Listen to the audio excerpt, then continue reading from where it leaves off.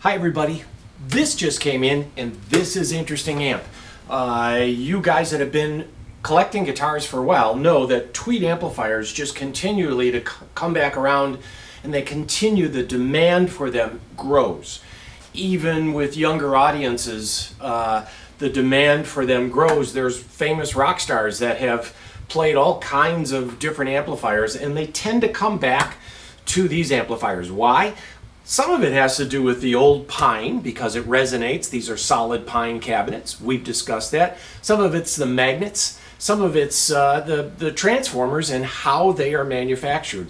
Whatever it is, it's seemingly hard for new manufacturers to replicate this sound.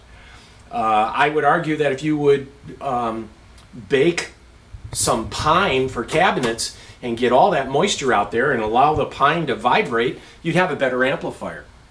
There. Now, this is a super, and this was argued to be Leo Fender's favorite amplifier.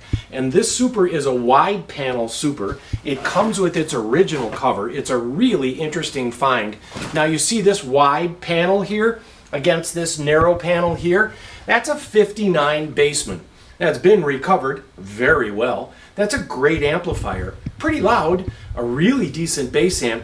But you can see on the Bassman, if you look at this, that there is not just two volumes for the two channels, but you also have a presence control, a middle control, a bass control, and a treble. All of that expanded tone modifier came out later. But in this era, this is in 1955.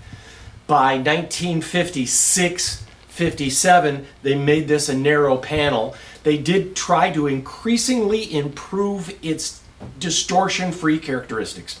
They were trying to avoid distortion. They wanted nice, clean sound. It wasn't, they were trying to sell you on distortion-free performance. So these amps, very durable, super durable. And they were meant to be dragged around from stage to stage to stage. They were meant to be lightweight. But this wider panel, when they went to the narrower panel, they get cleaner and they have a little more headroom. That's why these supers with two 10-inch speakers, and here, I'll turn this around.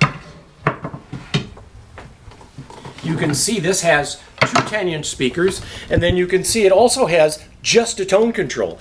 The later supers had, they didn't have middle, but they had treble and bass, and the better amps like the Bassman and the Twin had that middle control, and the middle control is handy for some people. Most of us can do just fine with a tone control. You want it brighter, you want it darker. Brighter, darker. Pretty easy. It is nice having the extra control, and that's why the later models get a lot more money.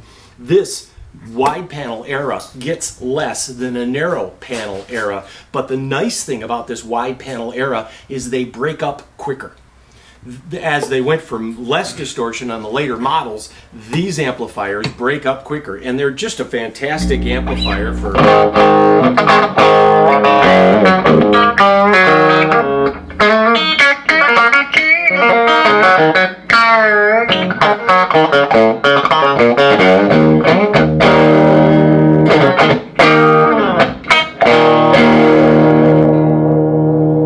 Now back then nobody played their guitar on 10.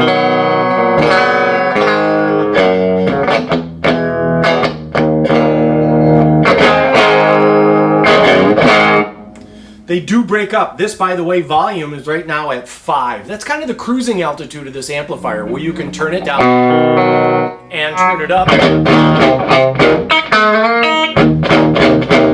And then, of course, by diming it, whoa!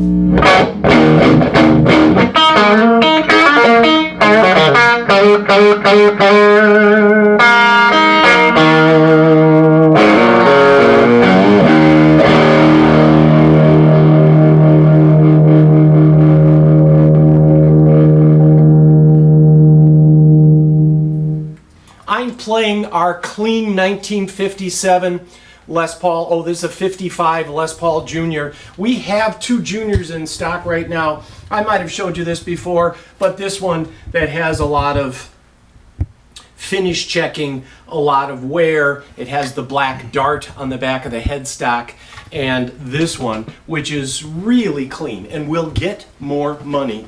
This one is original bridge. That has a reproduction bridge. I'd recommend, if you ever get one of these, to get some sort of reproduction bridge. Set this aside, and you just don't need it. This is its full dress uniform. If you're going to sell it, you want to put it up in this bridge so people can see that it has the original bridge.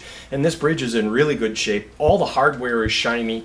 This guitar has not nearly the wear on the back of the guitar. It doesn't have the black dart on the back of the guitar. And again, the reason that guitar has the black dart is just the way the wood cut, and the way they cut the wood. There is end grain at the top that they're trying to cover up.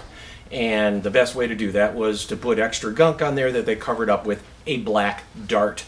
So that's why you have black darts on the back of everything from Melody Makers to Super 400s on the other end of the range. So there you go. That is a clean, freshly put through the shop, 1955 wide panel Super, and this is a favorite amp for a lot of people.